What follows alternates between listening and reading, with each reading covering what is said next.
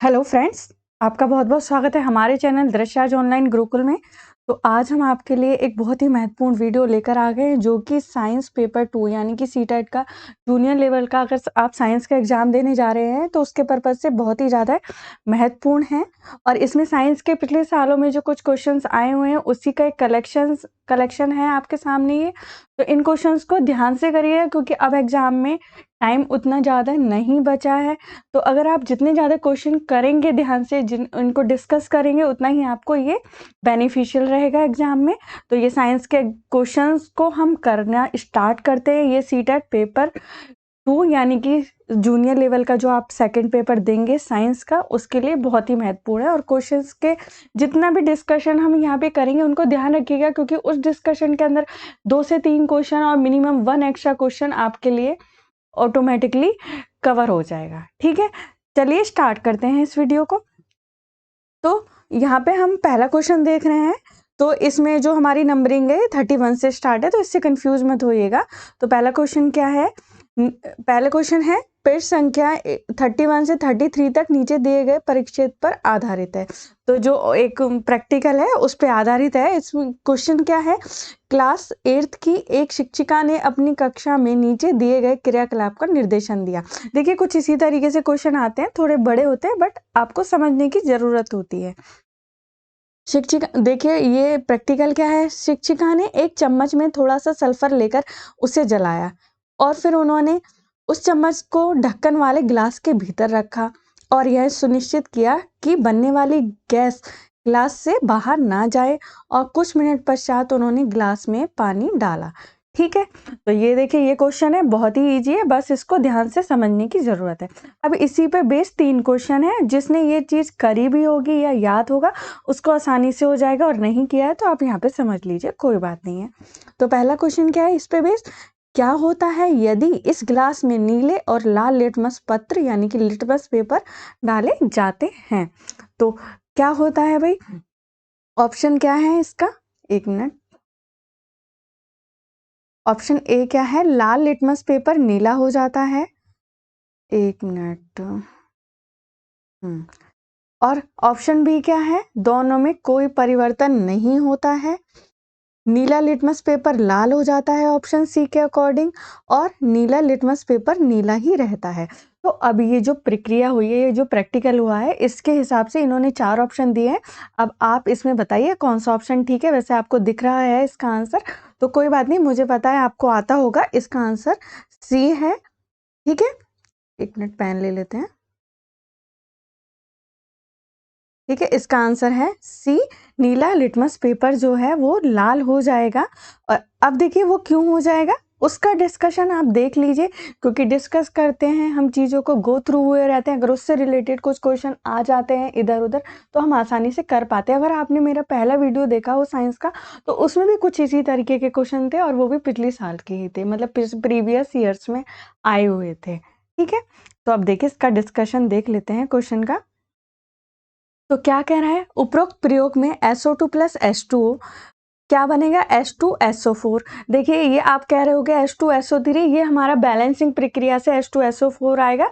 वो chemical reaction की balancing का जो चैप्टर होता है, कंसेप्ट होता है, उससे ये H2SO4 आया है। अभी उसको हम यहाँ पे डिस्कस नहीं कर रहे हैं, पर आप इस चीज़ को ध्यान में रखिएगा। ठीक है, तो इसका क्या बनेगा? H2SO4 सल्फ्यूरिक एसिड बनेगा।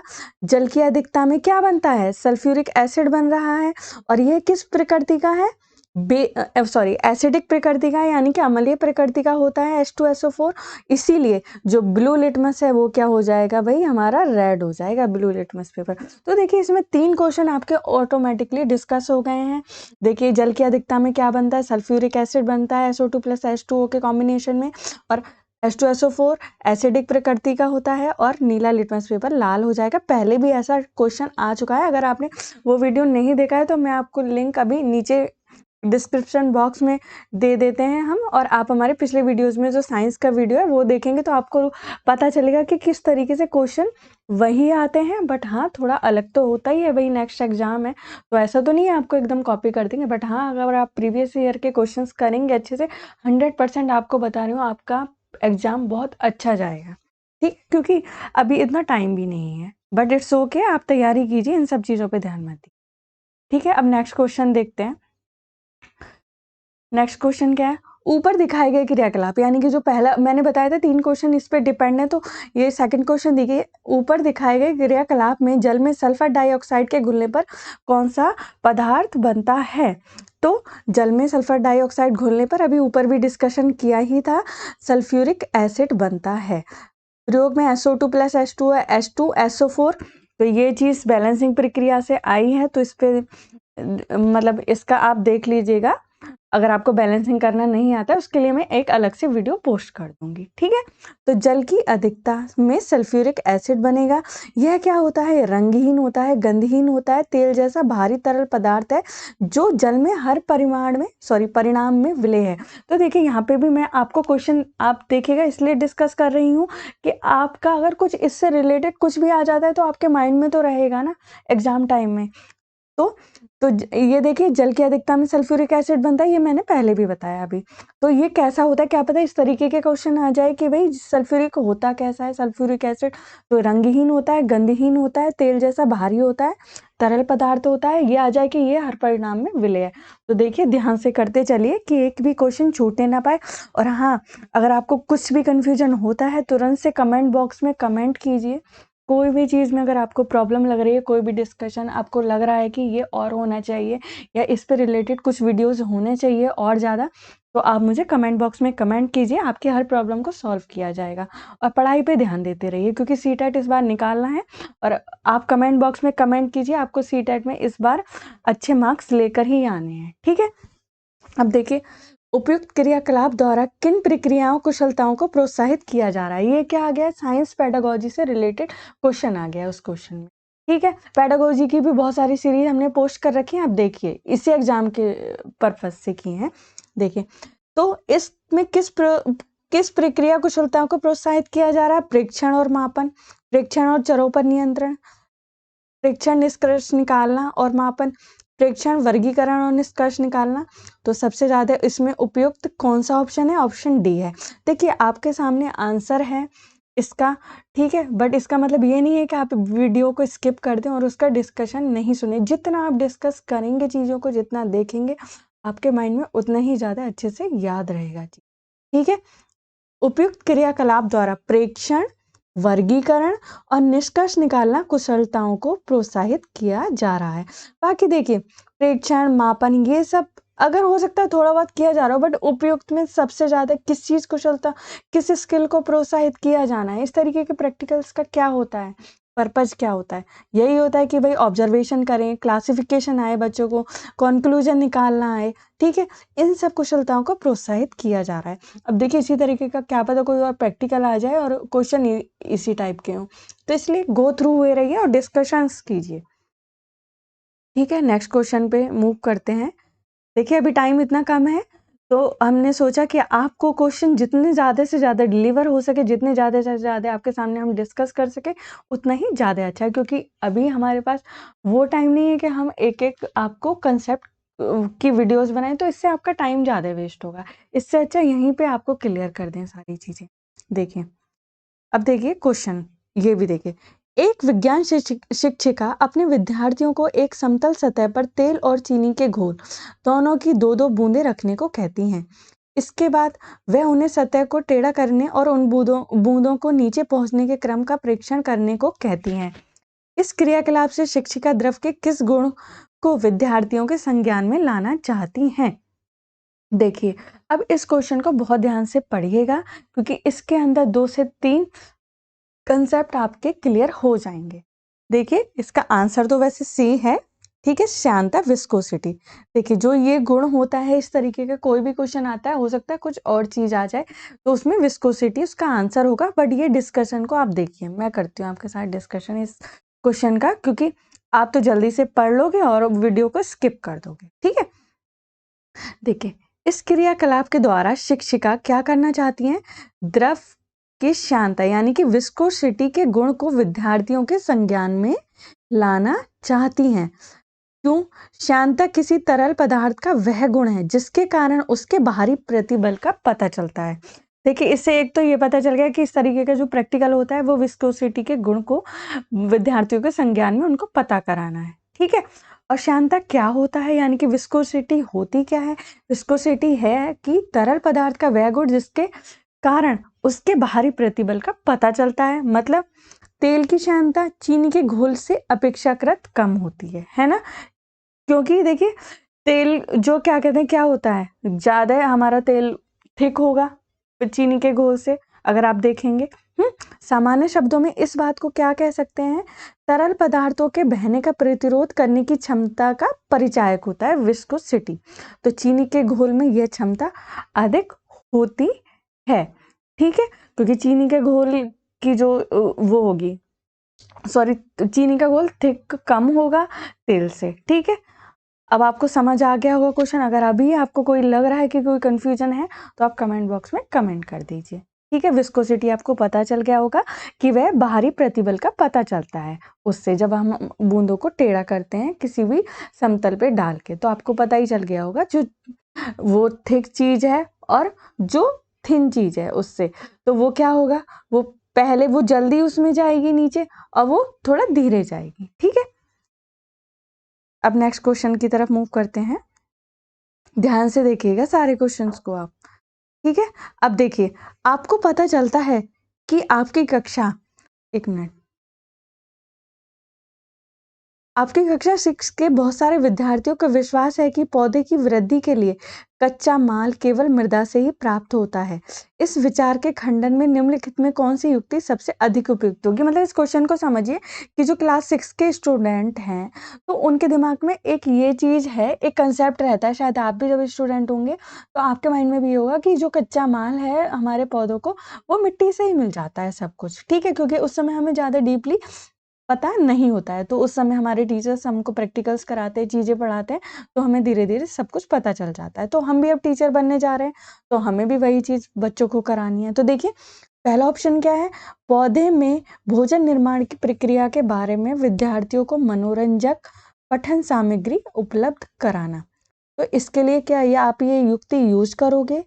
अब सेकंड देखिए, विद्यार्थियों को प्रकाश संश्लेषण के बारे में एक सुनिर्मित पावर पॉइंट प्रस्तुति करके दिखाओगे, या फिर प्रकाश संश्लेषण की प्रक्रिया तथा संबंध रासायनिक प्रतिक्रियाओं को विस्तार पूर्वक समझाएंगे, या फिर विद्यार्थियों को पानी में लगा मनी प्लांट देना और उसकी वृद्धि का परीक्षण कर निष्कर्ष निकालने के लिए कहना। तो इसका ऑप्शन क्या है? डी है, सामने दिख भी रहा है, इट्स ओके, बट आप क्वेश्चन को समझिए।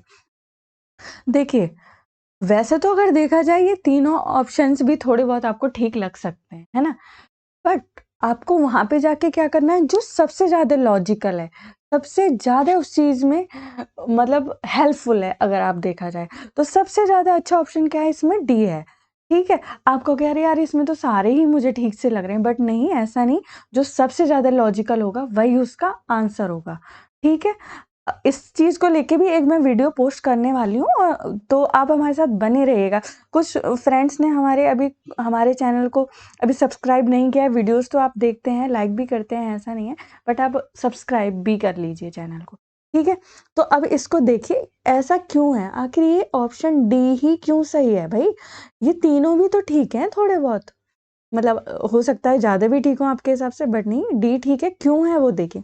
इस विचार के खंडन के लिए सबसे उपयुक्त युक्ति होगी कि विद्यार्थियों को पानी में लगा मनी प्लांट दीजिए आप, ठीक है, उसकी वृद्धि का प्रेक्षण कर निष्कर्ष निकालने के लिए कहिएगा, क्योंकि पौधे प्रकाश संश्लेषण की क्रिया में भूमि से जल लेकर सूर्य के प्रकाश तथा पत्ती में उपस्थित क्लोरोफिल की सहायता से भोजन का निर्माण करते हैं तथा कार्बोहाइड्रेट बनाते हैं और ऑक्सीजन बाहर निकालते हैं।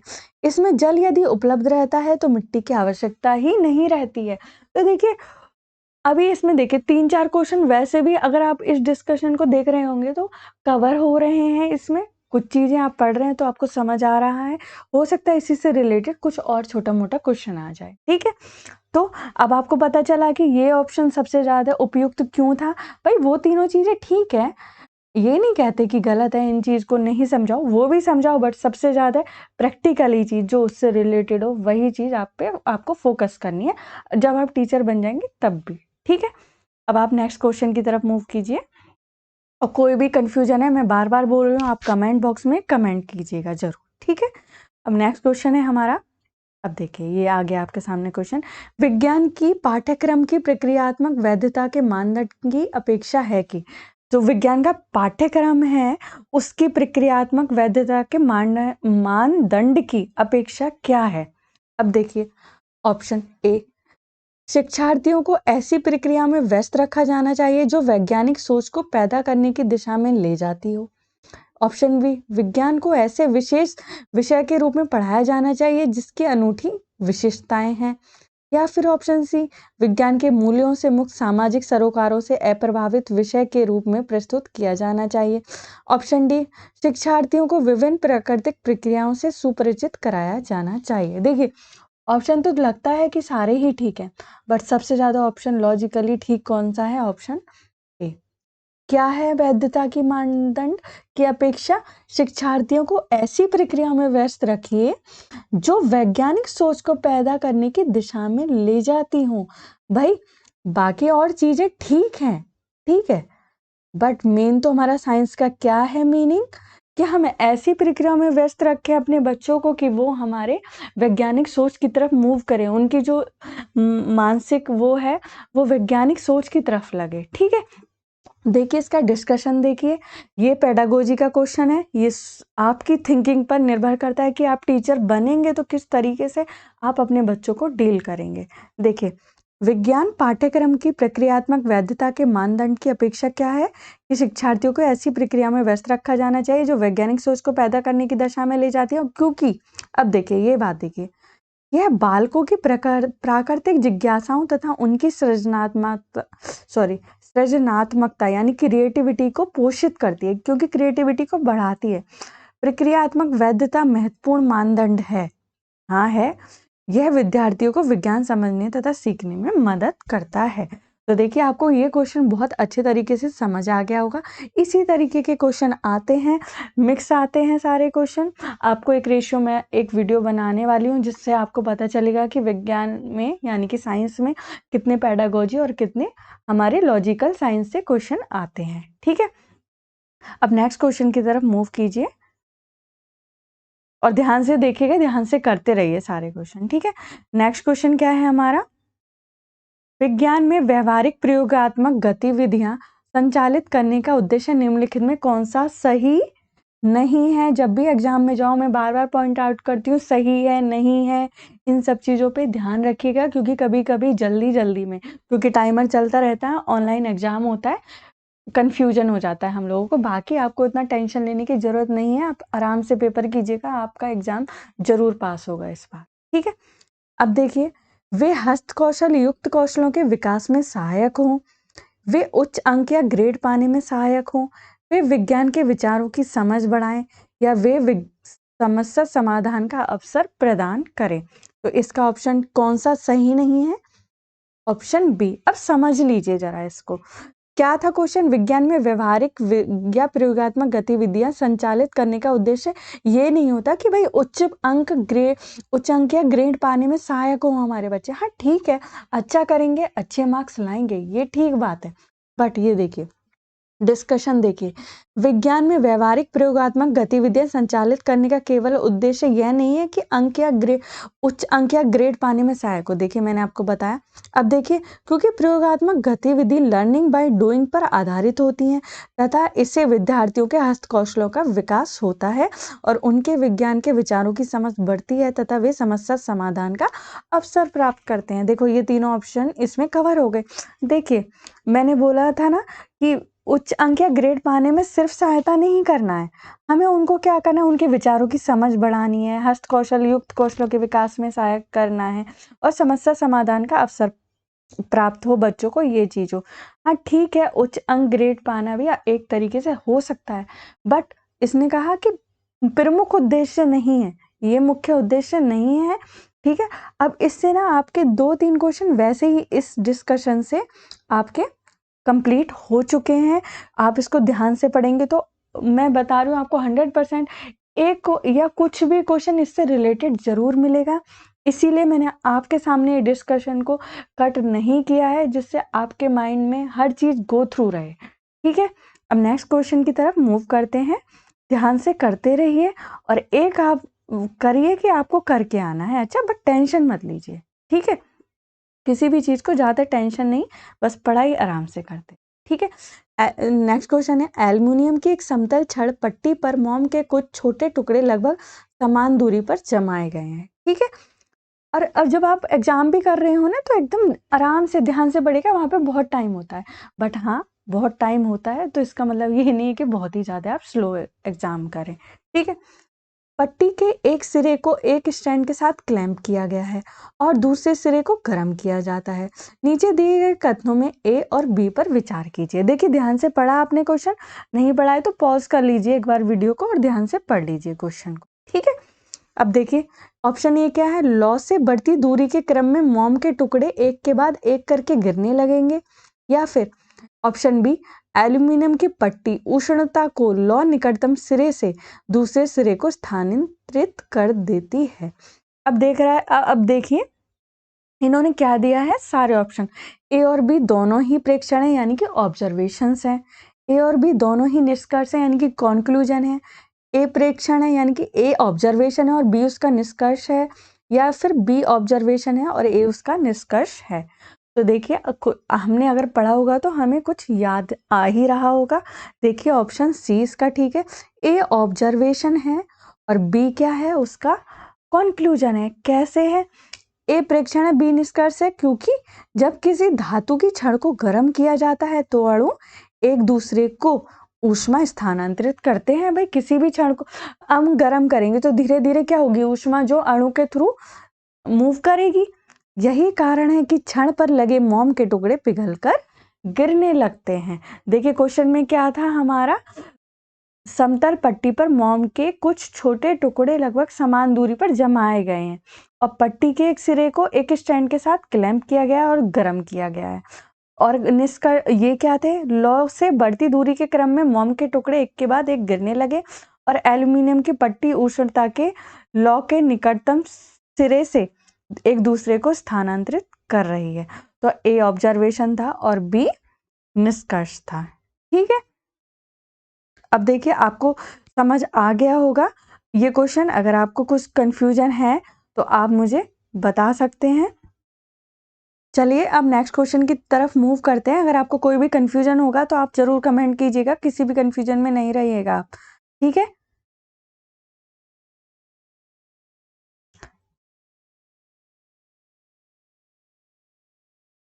तो ये क्या है, नेक्स्ट क्वेश्चन है, क्लास 7 के विद्यार्थियों के, एक मिनट पेन ले लेते हैं। क्लास 7 के विद्यार्थियों से निम्नलिखित प्रश्न पूछते हैं शिक्षक। क्या प्रश्न है, एक फ्रिज से बर्फ के दो समान घनाभ मिलाए जाते हैं। एक फ्रिज से बर्फ के दो समान घनाभ मिलाए जाते हैं, बर्फ के जो टुकड़े होते हैं उनमें एक को चूर्णित किया जाता है, मतलब उसका चूरा बनाया जाता है, और दूसरे को ऐसे ही छोड़ दिया जाता है। एक मिनट, छोड़ दिया जाता है। यह देखा गया कि चूर्णित बर्फ जिसका चूर्ण बनाया है बर्फ का, यानी कि जिसको पीसा है, जल्दी पिघलता है, और इसका क्या कारण हो सकता है, ठीक है। अब देखिए इस प्रश्न द्वारा किस प्रक्रियात्मक कौशल को बढ़ावा मिलता है। तो देखिए किस प्रक्रिया को, देखिए अभी हमने पहला क्वेश्चन एक ऐसा ही डिस्कस किया था, उसी से रिलेटेड ही है ये क्वेश्चन, मतलब उससे नहीं है, उसी के जैसा है कह सकते हैं। तो देखिए क्या है इसका ऑप्शन डी, डी ठीक है, परिकल्पना करना। चरों पर नियंत्रण नहीं है, प्रयोगात्मकता भी नहीं है, प्रेक्षण भी नहीं है, परिकल्पना करना है। वो कैसे है वो देखिए आप डिस्कशन के थ्रू, ठीक है। यह प्रश्न परिकल्पना करने के कौशल को बढ़ाता है। कैसे, इसमें पहले परिकल्पना की जाती है, फिर उसे सिद्ध करना है, सॉरी सिद्ध करने के लिए प्रयोग किया जाता है, सिद्ध करने हेतु था यहाँ पे, ठीक है, सिद्ध करने हेतु प्रयोग किया जाता है, और फिर इससे बालकों को वैज्ञानिक शोध में वृद्धि होती है, ठीक है। क्या क्वेश्चन था, बर्फ के दो समान घनाभ लिए जाते हैं, ठीक है। फ्रिज से आपने दो बर्फ के टुकड़े निकाले, उनमें से एक का चूरा बनाया, दूसरे को ऐसे ही छोड़ दिया। फिर आपने क्या किया, आपने देखा कि जो चूरा बनाया वो जल्दी पिघल गया, और इसका कारण क्या हो सकता है, इससे किस प्रक्रियात्मक कौशल को विकास मिल रहा है, बढ़ावा मिल रहा है, परिकल्पना। क्योंकि इसमें पहले परिकल्पना की गई, फिर उसको सिद्ध किया गया। ठीक है, इससे क्या हुआ, वैज्ञानिक शोध में वृद्धि हुई। तो अब आपको शायद ये क्वेश्चन समझ आ गया होगा। इसी से रिलेटेड कोई भी क्वेश्चन आएगा आप कर देंगे, बट हाँ अभी भी कोई कंफ्यूजन हो तो कमेंट कीजिए। ठीक है, नेक्स्ट क्वेश्चन की तरफ मूव करते हैं।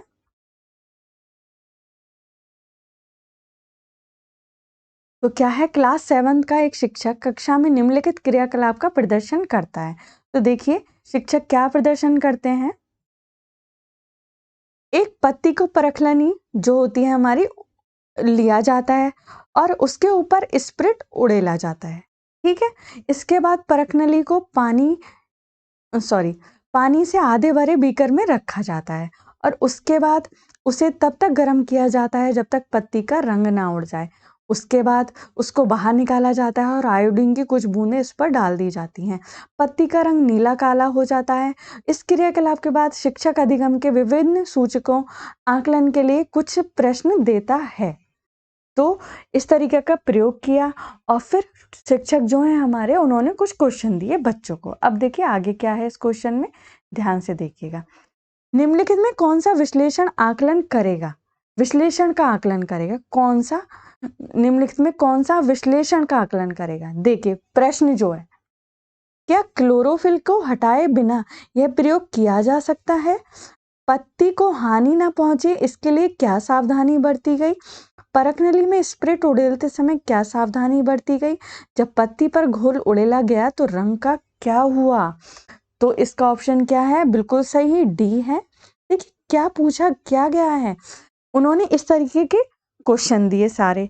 अब इनमें से कौन सा क्वेश्चन है जो विश्लेषण का आकलन करेगा। ठीक है, अब देखिए वो क्यों करेगा, डिस्कशन को देखना बहुत ही ज़्यादा ज़रूरी है, क्योंकि देखिए ये ज़रूरी नहीं है कि यही सेम क्वेश्चन आ जाए, उससे रिलेटेड ही क्वेश्चन आएगा। ठीक है, देखिए इस परीक्षण में यदि हम पत्ती को क्लोरोफिल सहित इस्तेमाल करें तो यह परीक्षण पूर्ण नहीं हो पाएगा, है ना, नहीं हो पाएगा। अब यह विश्लेषण किया गया कि पत्ती को क्लोरोफिल विहीन किया जाएगा, तभी पत्ती में उपस्थित भोजन आयोडीन को उड़ेलते ही नीला काला हो जाएगा। ठीक है, तो अब आपको समझ, नीला काला हो जाता है सॉरी, तो आपको समझ आ गया होगा ये क्वेश्चन और इससे रिलेटेड ये जो आंसर है। और अगर कोई कंफ्यूजन है तो मैं अभी भी बोल रही हूँ, कमेंट कीजिए। ठीक है, और क्वेश्चंस को ध्यान से कीजिए और अपना सीटेट का टारगेट से अब इधर उधर नहीं होना है, थोड़े ही दिन बचे, पढ़ाई पे ध्यान दीजिए।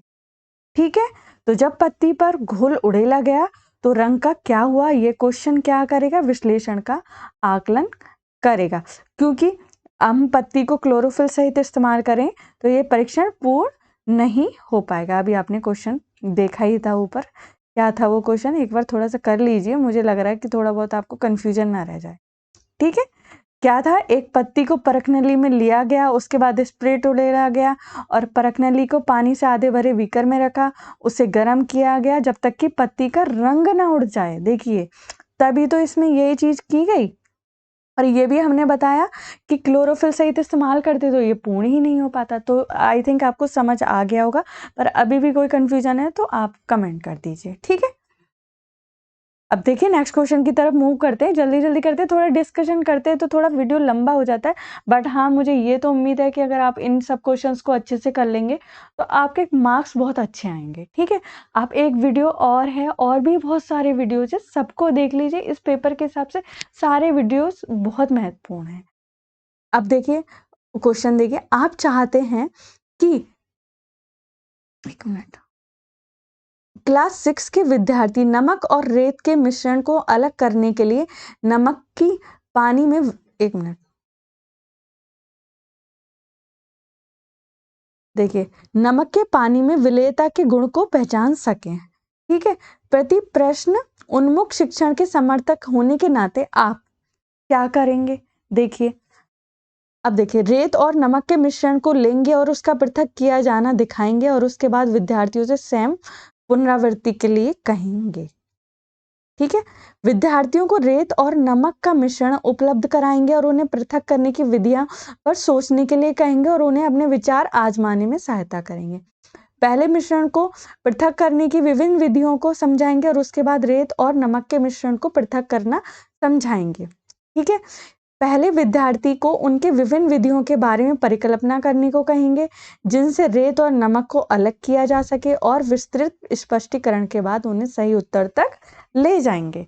देखिए, पढ़ने के साथ ही आपको माइंड में क्लिक हो जाता है कि भाई हमारा ऑप्शन डी ठीक है। देखिए, आंसर तो वैसे भी इसके सामने है, उस चीज पर मत जाइएगा। मैं अभी भी आपको बोल रही हूँ, आंसर आपके सामने है। मैंने कट इसलिए नहीं किया है क्योंकि डिस्कशन अच्छे से हो जाता है। बट हाँ, इन क्वेश्चंस को समझने की इस तरीके से कोशिश कीजिए कि अगर आ जाए तो किस तरीके से करना है एग्जाम में। देखिए, पढ़ते ही समझ आ रहा है कि ऑप्शन डी ठीक है। वो क्यों समझ आ रहा है? देखिए, समस्या समाधान की प्रथम कड़ी क्या होती है? भाई परिकल्पना होती है। अतः विद्यार्थियों को उनकी विभिन्न विधियों के बारे में परिकल्पना करने को कहेंगे जिनसे रेत और नमक को अलग किया जा सकता है, और तब विस्तृत स्पष्टीकरण के बाद उन्हें सही उत्तर तक ले जाएंगे। भाई आपको क्या वहां पे कोई जल्दी थोड़ी है पढ़ाने की कि आप उन बच्चों को ऐसे उन कामों में लगाए रखें कि जिससे उनका कुछ फायदा भी ना हो। आप एक शिक्षक हैं और आपका काम क्या है? बच्चों का फाउंडेशन, जो बच्चों के दिमाग में कंसेप्ट है, उनको अच्छे से बनाना। ठीक है, तो आपको समझ आ रहा होगा। अगर नहीं भी समझ आ रहा है तो कमेंट कीजिए। अगर वैसे आप ना क्वेश्चन को थोड़ी देर आप देखिए, खुद से विश्लेषण भी करेंगे तो आपको ऐसे भी समझ आ जाएगा। ठीक है, नेक्स्ट क्वेश्चन पर मूव करते हैं। और हाँ, आपको एक बात बोलना चाहेंगे, अगर आपने हमारा चैनल अभी तक सब्सक्राइब नहीं किया है, सिर्फ आप वीडियोस देखते हैं, तो प्लीज़ सब्सक्राइब कर लीजिए, क्योंकि अभी आगे बहुत सारे एग्जाम्स आने वाले हैं। केवीएस की तैयारी करेंगे हम, यूपी टेट की करेंगे, सुपर टेट की करेंगे। आपको टीचर बनाकर ही हम दम लेंगे और आप भी टीचर बनकर ही दम लेंगे। ठीक है, तो नेक्स्ट क्वेश्चन की तरफ मूव कर रहे हैं। निम्नलिखित कथनों में से कौन सा विज्ञान और तकनीकी के संबंधों का वर्णन करता है? कौन सा ऐसा कथन है जिसमें विज्ञान और तकनीकी का कॉम्बिनेशन है? पहला, विज्ञान और तकनीकी स्वतंत्र रूप से और परस्पर अलग अलग बढ़ते हैं। विज्ञान एक व्यापक प्रयास है, जबकि तकनीकी उद्देश्य उन्मुखों और पर्याय स्थान विनिर्दिष्ट होती है। विज्ञान की तुलना में तकनीकी अधिक सृजनात्मकता प्रक्रिया है, और विज्ञान एक प्राचीन उद्यम है, परंतु तकनीकी उसकी अपेक्षा नवीन है। देखिए, इसमें क्वेश्चन में क्या है, एक चीज आपको समझनी पड़ेगी। जो ये क्वेश्चन है वो ये कह रहा है कि हमारा जो विज्ञान और तकनीकी का संबंध क्या है। तो इसका ऑप्शन ठीक है, बी है। आपको पता है, मुझे पता है, आपको समझ आ गया होगा। विज्ञान एक व्यापक प्रयास है, जबकि तकनीकी उद्देश्य उन्मुख और प्राय स्थान विनिर्दिष्ट होती है। वो कैसे होती है आप समझ लीजिए थोड़ा सा। ठीक है, तो देखिए, इसका डिस्कशन देख रहे हैं हम। क्वेश्चन का कैसे है, कथन क्या है? एक मिनट, पेन ले लेते हैं। कथन, विज्ञान एक व्यापक प्रयास है। देखिए, जबकि तकनीकी क्या है? उद्देश्य उन्मुख और प्राय स्थान विनिर्दिष्ट होती है। इस कथन में देखो क्या छुपा है। विज्ञान और तकनीकी के संबंधों का वर्णन करता है ये कथन, क्योंकि विज्ञान एक क्षेत्र अत्यधिक विस्तृत तथा तकनीकी का क्षेत्र विज्ञान की ही सीमाओं तक सीमित रहता है, तथा विषय के अनुरूप ही सुनिश्चित किया जाता है। ठीक है, विज्ञान का तो मतलब कोई भी हमारा एक क्षेत्र जो है वो सीमित नहीं है, उसका क्षेत्र बड़ा है, बट विज्ञान से संबंधित है तकनीकी। ठीक है, समझ आ रहा होगा। ठीक है, अच्छे से देखते रहिए। नेक्स्ट क्वेश्चन की तरफ मूव करते हैं हम लोग। देखिए, निम्नलिखित में कौन सा एकल पुष्प नहीं है वरन पुष्पों का एक गुच्छा है? सूर्यमुखी, धतूरा, गुलाब, चाइना रोज या गुड़हल? तो क्या है? सूर्यमुखी। निम्नलिखित में कौन सा एकल पुष्प नहीं है वरन पुष्पों का गुच्छा है? मतलब एक पुष्प नहीं है, छोटे छोटे पुष्पों का गुच्छा होता है, बंच होता है। देखो, गुलाब का विन्यास क्या होता है? एकल होता है। धतूरे के पुष्प का विन्यास भी एकल होता है। चाइना रोज भी एकल विन्यास पर आधारित है, जबकि सूर्यमुखी का विन्यास एकल नहीं होता है, अतः यह पुष्पों का गुच्छा है। देखिए, तभी मैं कह रही हूँ क्वेश्चन के जो भी डिस्कशंस है ना, आप ध्यान से देखते जाइए, इससे आपको देखिए कितने सारे क्वेश्चन इसी में कवर हो रहे हैं। इसमें छोटे छोटे पुष्पों का समूह पाया जाता है जो परिपक्व होकर बीज रूप में परिवर्तित हो जाता है। देखिए कितना महत्वपूर्ण क्वेश्चन था, और इसके डिस्कशन से ही आपको भी लग रहा होगा कि भाई कितना सही हमने देख लिया, अब इससे रिलेटेड कुछ भी आएगा हम कर देंगे। ठीक है, चलिए नेक्स्ट क्वेश्चन की तरफ मूव करते हैं। देखिए ये भी बहुत महत्वपूर्ण क्वेश्चन है। देखिए सीटेट के एग्जाम में जो भी क्वेश्चन आने वाले सारे ही बहुत महत्वपूर्ण होते हैं, ये आपको एग्जाम देने जाएंगे ना तब पता चलेगा। देखिए कोई साइकिल किसी सीधी सड़क पर नियत चाल से चल रही है। साइकिल के पहिए दर्शाते हैं, क्या दर्शाते हैं? वृत्तीय और आवर्ती गति, वृत्तीय स्थानांतरित आवर्ती गति, वृत्तीय और स्थानांतरित गति, स्थानांतरित और आवर्ती गति। देखिए ऑप्शन सी ठीक है, पता है हमें वैसे भी पता है, हमारे सामने ऑप्शन नहीं होता तभी भी आप अभी तक कर देते इस क्वेश्चन को। कैसे? कोई साइकिल किसी सीधी सड़क पर नियत चाल से चल रही है, तो साइकिल के लिए वृत्तीय और स्थानांतरित गति को ही तो दर्शाएंगे भाई। साइकिल के पहिए का अपनी धुरी के सापेक्ष घूर्णन करना वृत्तीय गति को दर्शा रहा है ना। देखो एक ऐसे करके हमारी साइकिल चल रही है नियत रास्ते पे, मतलब आगे बढ़ रही है, ठीक है। तो क्या होगा, ये एक क्या दर्शा रहा है हमारा, एक मिनट मैंने साइकिल ही बना दी, कोशिश करी बनाने की। तो क्या है, साइकिल का पहिया अपनी धुरी के सापेक्ष घूर्णन कर रहा है, ठीक है। और वृत्तीय गति, घूर्णन वृत्तीय गति तथा सीधी सड़क पर क्या कर रहा है, नियत चाल से गमन कर रहा है। और यह क्या है, स्थानांतरित गति है। तो दो ही गति दिख रही है, घूमती हुई गति और सीधी नियत चाल से चलती हुई। तो क्या है हमारा आंसर, वृत्तीय और स्थानांतरित गति। तो अब आप देखिए आवर्ती गति कब होती, जब एक ही जगह पर बार बार हमारा उसी पे वहीं पे ही रहता, ठीक है। वृत्तीय स्थानांतरित आवर्ती गति भी नहीं है, वृत्तीय और आवर्ती गति भी नहीं है, क्योंकि इसमें तीन ऑप्शन आ गए ना आवर्ती गति वाला बी वाले में। और स्थानांतरित और आवर्ती गति, देखिए स्थानांतरित और आवर्ती गति भी नहीं, क्योंकि आवर्ती गति है ही नहीं। तो ऑप्शन क्या होगा, वृत्तीय और स्थानांतरित गति। यानी कि अपना हमारा जो पहिया है, जो साइकिल चली है, अपनी धुरी के सापेक्ष घूर्णन करती हुई क्या चल रही है, आगे बढ़ रही है एक नियत गति से। तो क्या है, स्थानांतरित गति कर रही है और वृत्तीय गति कर रही है, आवर्ती नहीं कर रही है, ठीक है। क्योंकि आप इसमें कंफ्यूज हो सकते हैं, आपको हो सकता था लगता कि ये वृत्तीय और स्थानांतरित आवर्ती गति है, नहीं है, ठीक है। आवर्ती गति तो ये होती है कि वहीं पे ही हम रहें, कहीं ना जाएं और उसी के मतलब वो नहीं जा, कहीं पे मूव नहीं हो हम, ठीक है। और उसी को बार बार रिपीटेशन करते रहें, आवर्त का मतलब ही वो होता है, ठीक है। इसमें आवर्ती गति नहीं होती है। तो इससे रिलेटेड कुछ और बन के आ जाए तो आप ध्यान से कर लेंगे आप क्वेश्चन को, ठीक है। अब नेक्स्ट क्वेश्चन की तरफ मूव करते हैं। मान लीजिए आप एक किसान हैं। देखिए आवर्ती गति का पहले मैं आपको एक थोड़ा सा बता देती हूँ, मुझे लगता है कि शायद आपको कोई कंफ्यूजन ना रह जाए इससे रिलेटेड। देखिए आवर्ती गति का पहले मैं एक उदाहरण देती हूँ, जिससे आपको अगर भाई कोई क्वेश्चन आ जाए आवर्ती गति में आप कंफ्यूज ना हो। आवर्ती गति क्या होती है, आवर्ती गति जैसे घड़ी की सुई की गति है।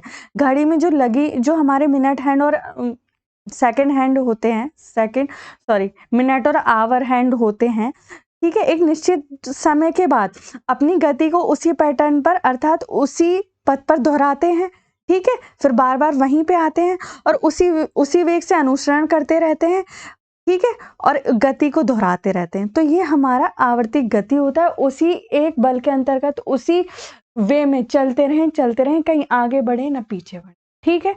अब आपको समझ आ गया होगा कि ये आवर्ती गति क्यों नहीं थी। देखिए अभी भी कोई कंफ्यूजन होगा तो आप बताइएगा जरूर, ठीक है। क्योंकि देखिए ये हमारी क्वेश्चन डेडिकेटेड वीडियोज है, मैं आपको पहले भी बता चुकी हूँ। हमारा एक मेन इन वीडियोज का ये है कि आपके पास जितने ज़्यादा से ज़्यादा क्वेश्चन डिलीवर हो सके, डिस्कस हो सके, उतना ही ज़्यादा अच्छा होगा कंसेप्ट पे। इसीलिए हम बहुत ज़्यादा मूव नहीं करते हैं, इसीलिए। चलिए अब आप नेक्स्ट क्वेश्चन की तरफ मूव कीजिए। मान लीजिए आप एक किसान हैं, एक मिनट पेन ले लेते हैं। मान लीजिए आप एक किसान हैं और उस क्षेत्र में रहते हैं जहाँ की मृदा काली है।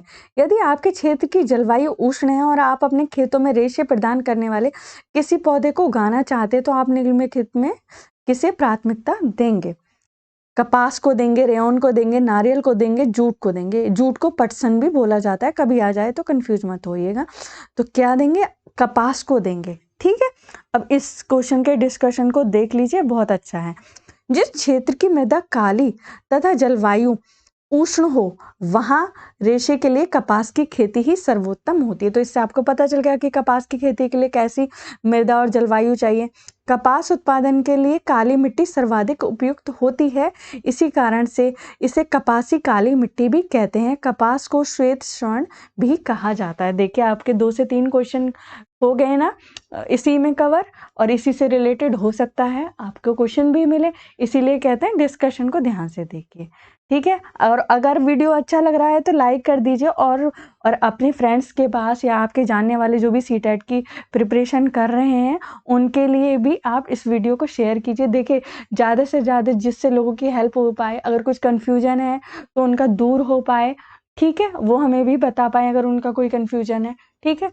अब चलिए नेक्स्ट की तरफ मूव करते हैं। विषम को चुनिए। देखिए ऐसा ही क्वेश्चन मैंने पहले भी करा चुकी हूँ, साइंस के पिछले साल के क्वेश्चंस के जो एक वीडियो कराई थी प्रीवियस ईयर की, तो उसी तरीके के क्वेश्चन आते हैं। देखिए युग्मक, भ्रूण, अंड या अंडाणु, ठीक है, इनमें से आपको बताना है इसमें से ऑड वन आउट जिसको बोलते हैं। तो क्या है सी इसका ऑप्शन का आंसर जो है इस क्वेश्चन का, वो कैसे है। एग जो होता है वो विषम पद है इन तीनों के हिसाब से। कैसे? क्योंकि अंडाणु ओवम तथा शुक्राणु को क्या कहते हैं? युग्मक बोलते हैं, तथा ये दोनों संयुक्त होकर एम्ब्रियो बनाते हैं यानी कि भ्रूण बनाते हैं। तो ठीक है, तो युग्मक, भ्रूण, अंडाणु एक ही चीज का वो है, एक पार्ट है 1 by 1, और अंड जो है वो अलग है, ठीक है।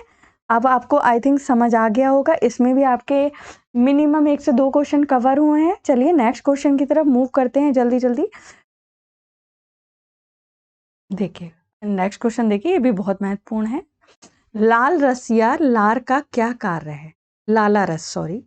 मंड स्टार्च को, मंड या स्टार्च, मंड को क्या कहते हैं? स्टार्च बोलते हैं। वसा में परिवर्तित करना, या फिर स्टार्च को शर्करा में परिवर्तित करना, या फिर श्वास नली में खाद्य कणों को प्रवेश को रोकना, या फिर कार्बोहाइड्रेट को प्रोटीन में परिवर्तित करना। तो ऑप्शन क्या है? बी।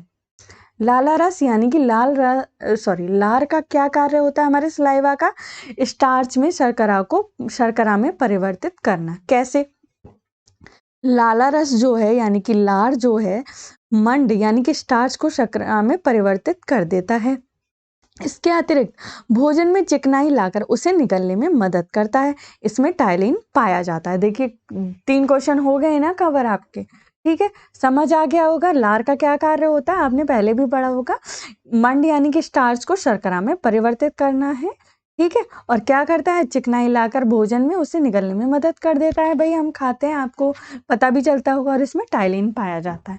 देखिए कितना महत्वपूर्ण क्वेश्चन था। अब नेक्स्ट क्वेश्चन की तरफ मूव कर लेते हैं। देखिए बहुत महत्वपूर्ण क्वेश्चन है, ध्यान से देखिए। निम्नलिखित में कौन सा कथन सही है? उच्छ्वसन यानी कि श्वास निकालने वाली वायु में कार्बन डाइऑक्साइड नहीं होती है। अंतःश्वसन और उच्च श्वसन यानी कि श्वास खींचने और श्वास निकालने दोनों ही प्रकार के वायु में ऑक्सीजन होती है। अब देखिए अंतःश्वसन यानी कि श्वास में खींची गई वायु में कार्बन डाइऑक्साइड नहीं होती है।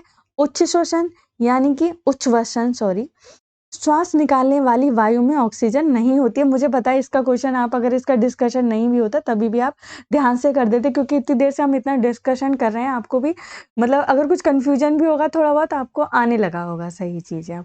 तो इसका ऑप्शन सही है बी। अंतःश्वसन और उच्छ्वसन यानी कि श्वास खींचने और श्वास निकालने दोनों ही प्रकार की वायु में ऑक्सीजन होती है। बट कहीं मुझे लगता है कि कहीं आपको ऐसा भी लग रहा होगा कि शायद जो हम निकालते हैं वायु, जो कार्बन डाइऑक्साइड जिसको बोलते हो कि हम श्वसन लेते हैं, श्वसन बाहर निकालते हैं, उसमें ऑक्सीजन नहीं होगी। बट देखिए इसको पढ़ लेते हैं, समझ जाएंगे आप। अंतःश्वसन और उच्छ्वसन यानी कि श्वास खींचने और सांस निकालने दोनों ही प्रकार की वायु में ऑक्सीजन होती है, यह कथन सही है। अब देखिए इस चीज को देख लीजिए, क्या पता किसी से रिलेटेड ही कुछ क्वेश्चन आ जाए। अंतःश्वसन में मतलब श्वास खींचने में नाइट्रोजन होता है, देखिए ऑक्सीजन होता है, परसेंटेज आप देखते जाइए। ऑर्गन 0.96% होता है, कार्बन डाइऑक्साइड 0.04% होता है, और जलवाष्प 0.5% होता है। और उच्छ्वसन में क्या होता है? नाइट्रोजन 78% होता है। उच्चवसन क्या होता है? श्वास निकालना। ऑक्सीजन 13.6% और से 16% होता है। कार्बन डाइऑक्साइड 4 से 5.3%। आर्गन व अन्य 1%। तो ध्यान से देख लीजिए, हो सकता है हमें ये चीज़ें पहले अभी इतना ज़्यादा नहीं पता रही हो और शायद पता भी रही हो तो आपकी प्रैक्टिस हो रही है। तो देखिए बहुत ही ज़्यादा महत्वपूर्ण क्वेश्चन था, कुछ ऐसा ही इसके इर्द गिर्द क्वेश्चन आ सकता है एग्जाम में। तो देखिए अगर आपको समझ आ ही गया होगा अच्छे तरीके से, पॉज कर लीजिए वीडियो को, ध्यान से क्वेश्चन को देख लीजिए। ठीक है, नेक्स्ट क्वेश्चन की तरफ मूव कर रहे हैं। ऋतु एक समतल दर्पण के सामने खड़ी है। ठीक है, ऋतु और उसके प्रतिबिंब के बीच की दूरी 10 मीटर है। ठीक है, यदि वह दर्पण की ओर 2 मीटर चले तो ऋतु और उसके प्रतिबिंब के बीच की दूरी होगी। तो ये हमारे दर्पण वाले क्वेश्चन है जो कि हमने साइंस में पढ़े थे। कितनी होगी? देखिए इस क्वेश्चन को हम देख लेते हैं। वस्तु जितना दर्पण की ओर बढ़ेगी, प्रतिबिंब भी उतनी ही वस्तु की ओर बढ़ेगा, क्योंकि ये क्या है? एक समतल दर्पण है और ऋतु उसके सामने खड़ी है। अतः ऋतु एवं प्रतिबिंब के मध्य नई दूरी क्या है? 10 माइनस 10 माइनस 2 प्लस 2। देखिए सही से इस पे लिखा नहीं जा रहा। देखिए 10 माइनस 2, 2 प्लस 2 4 हो गया। 10 माइनस 4 इज इक्वल टू 6 हो गया। ठीक है, तो ये क्या हुआ? 6 मीटर। ठीक है, तो कितना हुआ? 6 मीटर। क्वेश्चन क्या था? ऋतु समतल दर्पण के सामने खड़ी है, ऋतु और उसके प्रतिबिंब के बीच की दूरी क्या है? 10 मीटर है। यदि वह दर्पण की ओर 2 मीटर चलते हुए और उसके प्रतिबिंब के 2 मीटर चले तो ऋतु और उसके प्रतिबिंब के बीच की दूरी कितनी होगी? तो जितना वो चलती है उतना ही वस्तु का आकार बढ़ेगा, यानी कि 2 मीटर चलती है तो उतना ही उसका आकार बढ़ेगा। ठीक है, तो उनके बीच की दूरी कितनी होगी? 6 मीटर होगी। ठीक है, आपको समझ आ गया होगा। अगर आपको अभी भी कोई कंफ्यूजन है तो कमेंट कर दीजिएगा, बट क्वेश्चन को ध्यान से पढ़ लीजिएगा, अपने आप से समझ आ जाएगा। ठीक है, समझ गए? नेक्स्ट क्वेश्चन की तरफ मूव कीजिए। कोई चीज़ रह ना जाए आपकी, इसलिए बार बार मैं आपको बोलती हूँ आप कमेंट कीजिएगा, क्योंकि हो सकता है मुझे लग रहा हो कि आपको समझ आ गया है, बट हो सकता है कि कुछ कंफ्यूजन भी हो। ठीक है, नेक्स्ट क्वेश्चन की तरफ मूव करते हैं। आपके पास 3 परख नलियां हैं, एक्स, वाई और जेड, जो 3 विभिन्न विलयनों से आधी आधी भरी हैं। जैसे एक्स में सोडियम क्लोराइड विलयन, ठीक है, वाई में सोडियम हाइड्रोक्साइड विलयन और जेड में तनु हाइड्रोक्लोरिक। ठीक है, तनु मतलब डायलूट यानी कि थिन। अब देखिए क्या है? अम्ल उपयुक्त प्रत्येक विलयन में फिनोल्फ्थेलिन विलयन की एक एक बूंदे मिलाने से डालने पर आप यह परीक्षण करेंगे कि परक्लिनियों में भरे विलयन इस प्रकार दिखाई देते हैं। हो सकता है आपने साइंस के जब आप पढ़ रहे हो तो इस तरीके के आपने अभी प्रैक्टिकल्स भी किए हों। तो देखिए ऑप्शन देख लेते हैं क्या है। एक्स जो है वो रंगहीन होगा, वाई फीका होगा, फीका हरा होगा तथा जेड गुलाबी होगा। एक्स रंगहीन होगा, वाई गुलाबी, जेड रंगहीन। एक्स गुलाबी, वाई गुलाबी तथा जेड रंगहीन। एक्स फीका हरा, वाई रंगहीन तथा जेड लाल। तो इसका ऑप्शन ठीक है, ऑप्शन सी। देखिए सीधे डिस्कशन की तरफ बढ़ते हैं, क्योंकि डिस्कशन से ज़्यादा अच्छे कंसेप्ट हमारे गो थ्रू होते हैं हमारे माइंड में। देखिए फिनोल्फ्थेलिन विलयन जब अम्ल या क्षार के साथ क्रिया करता है तो उनके रंगों में परिवर्तन कर देता है, ये ध्यान रख लीजिए। ठीक है, जब यह क्षार से क्रिया करता है तो लाल एवं अम्ल से क्रिया करता है। ठीक है, तो यह गुलाबी रंग का निर्माण करता है। तो क्या है? अब इससे क्या स्पष्ट है? एक्स क्या होगा? गुलाबी होगा, NaCl सोडियम क्लोराइड। ठीक है, रंग परिवर्तित कर देता है। वाई क्या होगा? गुलाबी या लाल होगा, सोडियम हाइड्रोक्साइड बनेगा। ठीक है, जेड क्या होगा? रंगहीन रहेगा, HCl जो है हमारा हाइड्रोक्लोरिक एसिड। जरा एक बार क्वेश्चन की तरफ मूव कर लीजिए। क्या है हमारा? पहले में क्या था? सोडियम क्लोराइड था, दूसरे में क्या था? सोडियम हाइड्रोक्साइड था, तथा तीसरे में क्या था? तनु हाइड्रोक्लोरिक एसिड था। तो फिनोल्फ्थेलिन के विलयन से क्या होता है? अम्ल या क्षार के साथ क्रिया करने पर रंगों में परिवर्तित करता है। ठीक है, तो जब ये क्षार से क्रिया करता है एवं अम्ल से क्रिया करता है तो ये क्या करता है, गुलाबी रंग का निर्माण करता है। तो इसने क्या किया, एक्स को क्या किया, गुलाबी कर दिया, वाई को क्या कर दिया, गुलाबी कर दिया, ठीक है। और जेड क्या है, इससे इसका रंगहीन रहा, ठीक है। तो समझ आ गया होगा आपको क्वेश्चन, और अगर अभी भी कोई कंफ्यूजन है तो बताइए, ठीक है। अब नेक्स्ट क्वेश्चन की तरफ मूव करते हैं। देखिए यहाँ पर एक चीज आप ध्यान करिए, अभी ये क्वेश्चन में थोड़ा सा मुझे लग रहा था कुछ कंफ्यूजन है, अभी मैं ध्यान नहीं दिया था मैंने इस चीज पे, मैं पढ़ती जा रही थी। अभी मेरे को जब मैं पढ़ भी रही थी तब भी मुझे लग रहा था, देखिए यहाँ पे एक चीज मिस्टेक लिखी हुई है, फिनोल्फ्थालीन विलयन जब अम्ल व क्षार के साथ क्रिया करता है तो उनके रंगों में परिवर्तन कर देता है, ये बात तो ठीक है। तो जब ये क्षार से क्रिया करता है तो ये लाल या गुलाबी कलर देता है, और अम्ल से क्रिया करता है तो ये रंगहीन कर देता है, ठीक है। अब देखिए जो ये हमारा NaCl है और ये क्या है, NaOH है, ये दोनों हमारे क्या हैं, बेस हैं, बेस हैं यानी कि क्षार हैं। तो इनका रंग क्या हो जाता है, लाल या गुलाबी हो जाता है, मोस्टली गुलाबी होता है, मतलब गुलाबी टाइप का, ठीक है, पिंक या रेड, ठीक है। और जो ये हमारा HCl है, ये क्या है, एसिड होता है नेचर में।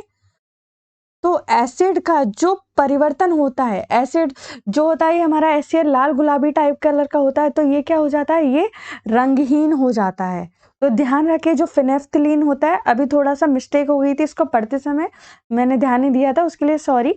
बट देखिए जो ये हमारा फिनेफ्थलीन विलयन है, इसकी जब आप बूंदे डालेंगे किसी भी चीज पे, आप ध्यान कर लीजिए बेस पर डालेंगे तो उनका कलर क्या हो जाएगा, लाल या गुलाबी हो जाएगा, ठीक है। और जब एसिड पर डालेंगे तो उनका कलर क्या होगा, वो रंगहीन होना स्टार्ट हो जाएगा। तो इसमें जो थे ये हमारे दो बेस थे, एक्स और वाई, तो इसीलिए ये क्या हुए, लाल या गुलाबी हुए। और HCl क्या है, हमारा एसिडिक नेचर का है, तो ये रंगहीन हो गया। इसमें जो ये लाइन थी इसमें थोड़ी सी मिस्टेक थी डिस्कशन में, इसीलिए, ठीक है, मैंने यहीं पर आपको क्लियर कर दिया है। और आपको भी कुछ कंफ्यूजन होता है तो बताइए, अगर मैं पढ़ रही हूँ और मुझे कुछ कंफ्यूजन लगता है मैं आपको तुरंत ठीक कर देती हूँ, इसलिए ध्यान रखिएगा, ठीक है। अब नेक्स्ट क्वेश्चन की तरफ मूव करते हैं। अब आप आराम से ये क्वेश्चन को कर लेंगे ध्यान से। चलिए, हमारे मुख में विभिन्न प्रकार के दांतों का आगे पीछे की ओर क्रम है। देखिए इसको ध्यान से देखिए, कृतंक, रदनक, चर्वणक, अग्र चर्वणक, रदनक, कृतंक, चर्वणक, अग्र चर्वणक, कृतंक, रदनक, अग्र चर्वणक, चर्वणक, रदनक, कृतंक, अग्र चर्वणक, चर्वणक, ठीक है। हम अब देखिए इसका आंसर क्या है, ठीक क्या है, सी है ये वाला, ठीक है। हमारे मुख में विभिन्न प्रकार के दांतों का आगे से पीछे की ओर क्रम है, कृतंक, रदनक, अग्र चर्वणक, चर्वणक। इससे संबंधित एक फॉर्मूला भी है, देखिए I2 - C1 - P2 - M3 × 2, इससे क्या होता है 32, ठीक है। मानव मुख में 16 जोड़े या 32 दांत होते हैं, ठीक है। इस चीज को आप कंफर्म कर लीजिए, अपने माइंड में ध्यान कर लीजिए, ठीक है। अब देखिए ये आपको समझ आ गया होगा कि ये जो एक फॉर्मूला है, अगर इससे रिलेटेड कुछ आ भी जाता है कुछ वैल्यूज, तो आप रख के कर लेंगे। हो गया होगा आपको ये क्वेश्चन भी क्लियर। चलिए नेक्स्ट क्वेश्चन की तरफ मूव कर रहे हैं, क्योंकि वीडियो बहुत लंबा हो जाता है, बट कोई बात नहीं, आपके साथ डिस्कशन भी हो जाता है, ये भी अच्छा रहता है। पादपों एवं वृक्षों में ऊपर तक चूषण कृषण यानी कि खिंचाव के कारण पहुंचता है। निम्नलिखित में से किस परिघटना के कारण चूषण कृषण होता है, ठीक है। अब देखिए किन परिघटना के कारण ये खिंचाव होता है, अवशोषण, प्रकाश संश्लेषण, वाष्पोत्सर्जन या श्वसन। तो ए, इसका आंसर क्या है, ए, अवशोषण। पादपों एवं वृक्षों में पानी ऊपर तक चूषण कृषण यानी कि खिंचाव के कारण पहुंचता है। यह खिंचाव परिघटना अवशोषण यानी कि एब्जॉर्प्शन के कारण होती है, ठीक है। समझ आ गया, जो ये हमारा जो वृक्षों में पानी ऊपर तक पहुंचता है, ये अब्जॉर्ब करते हैं चीजों को, फिर ये ऊपर तक पहुंचता है, ठीक है। ना ही ये वाष्पोत्सर्जन, प्रकाश संश्लेषण, श्वसन, इन तीनों में आपको भी समझ आ रहा होगा, ठीक है। अब देखिए नेक्स्ट क्वेश्चन की तरफ मूव करते हैं। आप जो एसिड और बेस वाला जो क्वेश्चन है उसको ध्यान से कर लीजिएगा, क्योंकि कंफ्यूजन नहीं करना है आपको, क्योंकि उसमें थोड़ा सा कंफ्यूजन हो गया था उस टाइम पे, फिर जब मैं पढ़ रही थी तो मुझे एकदम याद आ गया, मैंने ठीक कर दिया था। उसको ध्यान कर लीजिएगा। निम्नलिखित में कौन सा अदरक का जननांग है? बीज, पत्ती, जड़, तना। तो क्या होता है? तना होता है, आपने पहले भी पढ़ा होगा। अदरक का जननांग क्या है? तना है। यह राइजोम ब्रांच, क्या लिख रहा है? राइजोम ब्रांच बनावट अपना शाकीय विस्तार करता है और इसी तरह आलू का भी विस्तार होता है। तो अदरक का जननांग और आलू का भी इसी तरीके से होता है। तो क्या है? तना है इनका जननांग। ठीक है, ध्यान रखिएगा। आगे नेक्स्ट क्वेश्चन की तरफ मूव करते हैं, बस होने ही वाला है, आप ध्यान से पढ़िए। निम्नलिखित द्रव्यों में से कौन से विद्युत के चालक हैं? सिरका, शर्करा का विलयन, लवण का विलयन या आसुत जल या वो डिस्टिल्ड वाटर। ठीक है, सी और डी, बी और सी, ए सी डी और ए और सी। तो क्या है? डी। विद्युत के चालक, अब देखिए कैसे।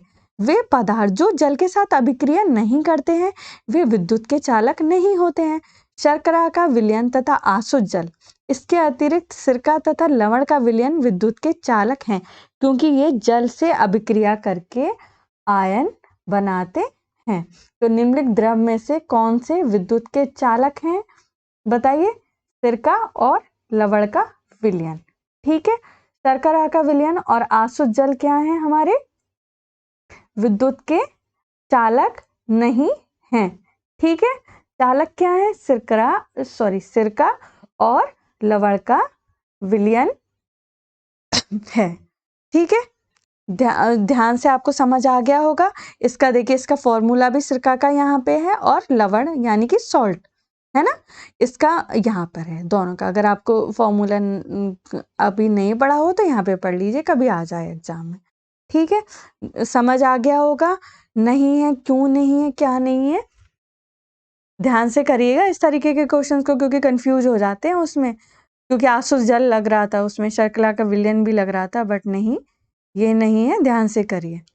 नीचे दिए गए कथनों पर विचार कीजिए। पौधे प्रकाश संश्लेषण के बिना भी कुछ समय तक जीवित रह सकते हैं। पौधे श्वसन के बिना भी कुछ समय तक जीवित रह सकते हैं। पौधे के जीवित रहने के लिए प्रकाश संश्लेषण और श्वसन दोनों आवश्यक हैं। दिन के समय प्रकाश संश्लेषण और श्वसन पौधों में होने वाली समक्षणिक प्रक्रियाएं हैं। कौन सा कथन ठीक है?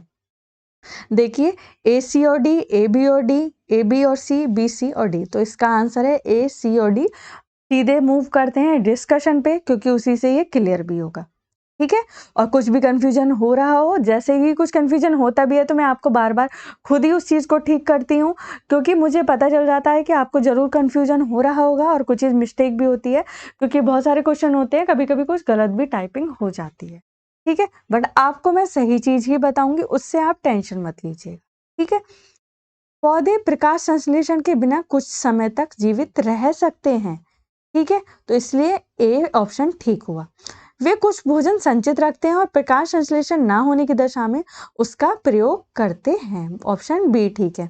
और प्रकाश संश्लेषण पौधे के लिए प्रकाश संश्लेषण तथा श्वसन दोनों ही आवश्यक है, इसके बिना पौधे का जीवन नहीं चल सकता। ठीक है, ऑप्शन डी नहीं है। दिन के समय प्रकाश संश्लेषण श्वसन पौधे में होने वाली समक्षणिक क्रियाएं हैं, नहीं है। देखिए, दिन में प्रकाश संश्लेषण तो श्वसन पौधे में होने वाली समक्षणिक प्रक्रियाएं हैं। श्वसन प्रक्रियाएं, एक मिनट, श्वसन प्रक्रियाएं दिन और रात हमेशा होती रहती हैं। पौधे दिन में CO2 ग्रहण करते हैं और O2 मुक्त करते हैं तथा रात में CO2 मुक्त करते हैं, और पौधे श्वसन के बिना जीवित नहीं रह सकते। देखिए, एक क्वेश्चन अभी मैंने यहाँ पे मिस्टेक कर दी थी, पौधे श्वसन के बिना भी कुछ समय तक जीवित रह सकते हैं, ये मैंने गलती से इसको सही बोल दिया था पढ़ते समय। तो जो ऑप्शन बी है वो उसका गलत है, और जो है ए सी डी। देखिए, पौधे श्वसन के बिना कुछ समय तक जीवित नहीं रह सकते। वे क्या करते हैं? प्रकाश संश्लेषण के बिना भी कुछ समय तक जीवित रह सकते हैं। पौधे जीवित रहने के लिए प्रकाश संश्लेषण और श्वसन दोनों ही आवश्यक होता है, और दिन के समय प्रकाश संश्लेषण और श्वसन पौधे में होने वाली समक्षणिक प्रक्रियाएं होती हैं, यानी कि एक ही समय में होने वाली समक्षणिक, ये नहीं कि थोड़े से समय के लिए, एक ही समय में होने वाली प्रक्रियाएं। अभी मैंने मिस्टेक से इसको बी को ठीक बोल दिया था, जबकि इसमें बी सही नहीं है। ठीक है, इसके क्या क्या ऑप्शन ठीक है? ए सी और डी। ठीक है, पौधे श्वसन के बिना कुछ समय तक जीवित नहीं रह सकते, ये ध्यान रखना। देखिए, इंसान और पौधे जरा भी श्वसन नहीं होगा तो जीवित नहीं रह सकते हैं, ठीक है, ये ध्यान रखिएगा। नेक्स्ट क्वेश्चन की तरफ मूव करते हैं। देखिए, इतनी देर तक पढ़ते रहते हैं तो कभी कभी क्या होता है, जो क्वेश्चन होता है वो मतलब बाई चांस मिस्टेक से कुछ ऐसा हो जाता है, उसको सही बोल दिया, उसको गलत बोल दिया, तो इस चीज का हम ध्यान रखते हैं, आप परेशान मत होइए। नेक्स्ट क्वेश्चन की तरफ मूव करते हैं। लकड़ी का एक गुटका किसी मेज पर विराम की अवस्था में है, इस गुटके पर कार्यरत बलों या बल के विषय में क्या कहा जा सकता है? अगर आपने हमारा पहला वीडियो भी देखा होगा, उसी तरीके का क्वेश्चन हम करा चुके हैं। मतलब इसी तरीके का क्वेश्चन, मैं आपको इस चीज को बार बार इसलिए बता रही हूँ क्योंकि घुमा फिरा के उसी टाइप के ही क्वेश्चन होते हैं पेपर में। इस पर केवल गुरुत्वाकर्षण बल ही कार्य कर रहा है, गुरुत्वाकर्षण और घर्षण बल इस पर कार्य कर रहे हैं, इस पर कोई बल कार्य नहीं कर रहा है, इस पर संतुलित बलों का कोई युगल कार्य कर रहा है। तो क्या है इसका ऑप्शन ए ठीक है, इस पर केवल गुरुत्वाकर्षण बल ही कार्य कर रहा है। देखिए, लकड़ी का गुटका मेज पर विराम की अवस्था में है, ठीक है, तो इस पर केवल गुरुत्वाकर्षण बल ही कार्य कर रहा है। गुरुत्वाकर्षण बल प्रत्येक दशा में कार्यरत रहता है, घर्षण बल केवल गतिशील पिंड पर ही कार्य करता है। प्रश्न में किसी युगल संतुलित बल का वर्णन नहीं है, अतः विकल्प ए सही उत्तर है। ठीक है, समझ आ गया होगा डिस्कशन से। इस पर केवल गुरुत्वाकर्षण बल ही कार्य कर रहा है क्योंकि लकड़ी का गुटका क्या है, विराम अवस्था में है, ठीक है। अब देखिए नेक्स्ट क्वेश्चन की तरफ मूव करते हैं। बांस के पौधों की पत्तियों में शिरा विन्यास तथा जड़ किस प्रकार के होते हैं? ठीक है, जली कारूपी शिरा विन्यास और रेशेदार यानी कि झकड़ा जड़, जली कारूपी शिरा विन्यास और मूसला जड़, समांतर शिरा विन्यास और रेशेदार झकड़ा जड़, समांतर शिरा विन्यास और मूसला जड़। तो इसका क्या ऑप्शन ठीक होगा? Option C. देखिए, बांस के पौधों की पत्तियों में शिरा विन्यास तथा जड़ किस प्रकार की होती है? तो कैसे होता है? बांस का पौधा क्या है? एक मोनोकोट पौधा है, ठीक है। इसमें पत्तियों का समांतर शिरा विन्यास और रेशेदार झकड़ा जड़ें होती हैं। तो इस चीज को ध्यान में रखिए और ये चीज भी ध्यान रखिए कि ये एक मोनोकोट पौधा है। क्या पता यही क्वेश्चन आ जाए, ठीक है। आगे नेक्स्ट क्वेश्चन की तरफ मूव करें। देखिए, ध्यान रखिए, इसमें हम ज्यादा कंसेप्ट पर नहीं जा रहे हैं और बाई चांस आपको किसी कंसेप्ट में कंफ्यूजन लग रहा है तो आप कमेंट कर दीजिए, क्योंकि ये क्वेश्चन डेडिकेटेड वीडियो है और हमारा क्या इसका पर्पज है, ज़्यादा से ज़्यादा आपके साथ क्वेश्चन डिलीवर कर सके और क्वेश्चंस को डिस्कस कर सके, ठीक है। ध्यान रखिएगा, मैंने कोशिश की है आपके जितनी भी ज़्यादा कन्फ्यूजन या कुछ मिस्टेक हुई भी है उसको ठीक करने की, और ठीक कर ही दिया है, ठीक है। इसलिए आप ध्यान से बने रहिए, ध्यान से पढ़ते रहिए, क्योंकि डिस्कशन में ही चीज़ें कंफ्यूजन दूर होता है करते करते पढ़ते पढ़ते, क्योंकि उसमें कई सारे क्वेश्चन अराइज भी होते हैं माइंड में, ठीक है। चुंबकों के विषय में नीचे दिया गया कौन सा तथ्य सही नहीं है? छड़ चुंबक के सिरों पर चुंबकीय क्षेत्र अधिक प्रबल होता है। चुंबकीय क्षेत्र रेखाएं चुंबक के उत्तर ध्रुव से आरंभ होती हैं और दक्षिण ध्रुव पर विलीन हो जाती हैं। आकर्षक चुंबकत्व का एक निश्चित परीक्षण है। चुंबकों के सजातीय ध्रुव एक दूसरे को प्रतिकर्षित करते हैं। अब इसमें पूछा है सही नहीं है। देखिए, इसी तरीके से कंफ्यूजन भी हो जाता है, सही है सही नहीं है। मैं भी पढ़ते पढ़ते कभी कभी कुछ मिस्टेक हो जाती है, इसीलिए आपको बार बार बोलती हूँ ध्यान से पढ़िएगा, ठीक है। छड़, अब देखिए इसका ऑप्शन क्या सही नहीं है? ऑप्शन सी, आकर्षण चुंबकत्व का एक निश्चित परीक्षण है। देखिए क्यों है, क्यों ये क्वेश्चन सही नहीं है? ऑप्शन, आकर्षण चुंबकत्व का निश्चित परीक्षण नहीं है। क्यों नहीं है? स्थायी और अस्थायी चुंबक का यही कारण भी है। शेष सभी चुंबक के संबंध में सत्य तथ्य हैं। चुंबक के समान ध्रुवों में प्रतिकर्षण तथा असमान ध्रुवों में आकर्षण होता है। तो जो क्या है, आकर्षण चुंबकत्व का एक निश्चित परीक्षण नहीं होता है, ठीक है, क्योंकि स्थायी और अस्थायी चुंबक का भी यही कारण है, तो है ही नहीं, ठीक है। हो गया होगा आपका ये क्वेश्चन। इसमें भी 2 क्वेश्चन आपके खुद ही हो गए हैं। अगर आपको हमारे ये वीडियो अच्छा लग रहा हो तो आप लाइक कीजिए, शेयर कीजिए, और सब्सक्राइब नहीं किया सब्सक्राइब कर लीजिए। और ऐसे ही अच्छे अच्छे वीडियोस को पाने के लिए हमारा नोटिफिकेशन को ऑन कर लीजिएगा, जो सबसे पहले वीडियो आपको मिले हमारा आने के बाद, ठीक है। अब नेक्स्ट क्वेश्चन है, नीचे दिए गए धातुओं और अधातुओं का मिलान उनके उपयोगों से कीजिए। अब देखिए, हमें उनके उपयोगों से करना है, सीधे सीधे आयोडीन दिया हुआ है, मरकरी दिया हुआ है, एल्युमिनियम दिया हुआ है, क्लोरीन दिया गया है। अब इसमें बताना है कि कहाँ कहाँ किया जाता है, सीधे इसके आंसर की तरफ मूव करते हैं। तो आयोडीन का उपयोग हम कहाँ करते हैं, घावों पर लगाने में। और मरकरी का उपयोग क्या करते हैं हम, तापमापी पे। आयोडीन का घावों पर, मरकरी का तापमापियों में करते हैं। एल्यूमिनियम का क्या करते हैं, खाद्य पदार्थ डब्बाबंद पैकेजिंग में करते हैं। और क्लोरीन का जल शोधन में करते हैं। तो देखिए इस तरीके का क्वेश्चन आप कैसे करिए, जैसे आपको 2-3 ऑप्शन आते हैं, पहले उनको कर लीजिए। जैसे क्लोरीन का आपको आता होगा अच्छे तरीके से, आयोडीन का आता होगा, मर्क्यूरी का आता होगा, पहले ऐसे करिए, ऐसे मत कीजिए कि एक तरफ से चल रहे हैं। और फिर आपका जो एक बचेगा वो आपका आंसर होगा, और आपको चारों ही आते हैं तो अच्छा ही है। ठीक है, तो इसका कौन सा ऑप्शन ठीक है, ऑप्शन डी। ठीक है, अब नेक्स्ट क्वेश्चन की तरफ मूव करते हैं। अगर आप सब्सक्राइब नहीं किया है तो सब्सक्राइब कर लीजिए चैनल को। निम्नलिखित में सत्य कथन को छांटिए। देखिए ये हमारा लास्ट क्वेश्चन है, ध्यान से पढ़िएगा। बेकेलाइट थर्मोप्लास्टिक है जबकि मेलेमाइन थर्मोसेटिंग प्लास्टिक है। मेलेमाइन थर्मोप्लास्टिक है जबकि बेकेलाइट थर्मोसेटिंग प्लास्टिक है। बेकेलाइट और मेलेमाइन दोनों ही थर्मोप्लास्टिक हैं। बेकेलाइट और मेलेमाइन दोनों ही थर्मोसेटिंग प्लास्टिक हैं। ठीक है, देखिए बेकेलाइट तथा मेलेमाइन दोनों ही थर्मोसेटिंग प्लास्टिक हैं, तो इसका क्या ऑप्शन है, ऑप्शन डी ठीक है। अब देखिए ये दोनों ही ऊष्मा एवं विद्युत की कुचालक हैं। तो बेकेलाइट और मेलेमाइन क्या है, दोनों ही ऊष्मा एवं विद्युत के कुचालक हैं। बेकेलाइट का प्रयोग विद्युत तारों का कवर एवं स्विच इत्यादि बनाने में किया जाता है। तो देखिए ऐसा कुछ क्वेश्चन आए कि बेकेलाइट का यूज कहाँ किया जाता है, तो हमारे क्या विद्युत तारों के कवर और स्विच इत्यादि बनाने में किया जाता है। मेलेमाइन ज्यादा ताप झेलने में सक्षम होता है। ठीक है, और मेलेमाइन के बर्तन भी आते हैं, आपने देखा होगा मार्केट में। अतः इससे रसोई में प्रयुक्त होने वाले बर्तन और टाइल्स बनाए जाते हैं, क्योंकि क्या होता है, ये विद्युत का कुचालक होता है। ठीक है, आगे आपको समझ में। देखिए इन सब क्वेश्चंस के डिस्कशन में कितना कराया, कुछ कंफ्यूजन भी हुआ है पढ़ते समय, तो मैंने आपको डिस्कस किया है, क्योंकि मैं क्या करती हूँ आपके हिसाब से करती हूँ कि आप पढ़ोगे तो किस तरीके से पढ़ोगे, और कुछ कुछ पढ़ते पढ़ते कुछ मिस्टेक भी हो जाती है, तो उसको माइंड मत कीजिएगा, क्योंकि बहुत देर से पढ़ते पढ़ते कभी कभी कुछ वर्ड्स का इधर उधर ध्यान चला जाता है। तो आपको मैंने पूरा ठीक करने की कोशिश करी है, सब कुछ समझाने की कोशिश की है। डिस्कस इसलिए बहुत ज़्यादा किया है कि आपको सारी चीज़ें गो थ्रू रहे हैं, कोई कन्फ्यूजन ना हो। और फिर भी आपको बोला है कि कोई चीज़ अगर आपके कन्फ्यूजन में रही है तो आप उसको कमेंट कीजिए। ठीक है, क्योंकि आपके लिए कोई कन्फ्यूजन नहीं होना चाहिए। हो सकता है हमको लग रहा हो कि भाई आपको कोई कन्फ्यूजन नहीं हो रहा है, आपको समझ आ रहा है, बट हो सकता है आपके माइंड में कुछ कन्फ्यूजन रह भी रहा हो। तो इसीलिए कमेंट बॉक्स में कमेंट कीजिए। पढ़ने के समय कोई भी कॉम्प्रोमाइज़ नहीं करना है, पढ़ाई से पढ़ाई ही करनी है, पूरे ध्यान से करनी है। ये हमारे क्वेश्चन डेडिकेटेड वीडियो हैं, ज़्यादा से ज़्यादा हम क्वेश्चन डिलीवर कर देंगे आपके पास एग्जाम होने से पहले। और जो भी नोटिफिकेशन या कुछ भी इंफॉर्मेशन होगी आपके साथ शेयर ज़रूर करेंगे। आपको वीडियो अच्छा लगा हो तो हमारे चैनल को सब्सक्राइब कीजिए।